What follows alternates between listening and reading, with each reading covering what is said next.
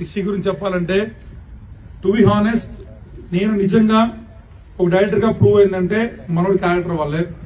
So ఈ character ని మనం చేసిన విధానం అంటే ఒక 130 ఎపిసోడ్స్ వరకు సార్ ఎలాగైతే తీసుకొచ్చారో మనం వచ్చి కొత్తగా ఆ క్యారెక్టర్ ని బిల్డ్ చేయటం అంటే ఆ క్యారెక్టర్ ఏమైతే ఉందో ఆ టింజి పోకుండా సేమ్ దాన్నే తీసుకుంటూ వస్తూ, ఎందుకంటే కొన్ని సీన్లు మనం చేస్తున్నప్పుడు ఈయన ఎలాగైతే చేస్తాడో దాన్ని బట్టే మనం డైరెక్షన్ చేస్తాం. ఆ డైరెక్షన్ బట్టే మనకు పేరు వస్తుంది. ఒక సీన్ చేసినప్పుడు చేసే ఆర్టిస్ట్ ని బట్టి మనకు పేరు వస్తుంది. ఆ దాంట్లో మనం ముందు ఉంటాడు. యాక్చువల్ గా మేము చేసేలో thank you Rishi, thank you very much, thank you.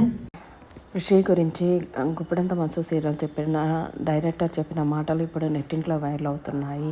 ఋషి వస్తారా క్యారెక్టర్లో గుప్పెడంత మనసు సీరియల్కి ఎంత హైలైట్ మనందరికీ తెలిసిందే. ఇలాంటి లేటెస్ట్ అప్డేట్ కోసం ఛానల్ని సబ్స్క్రైబ్ చేసుకొని పక్కనే ఉన్న బెల్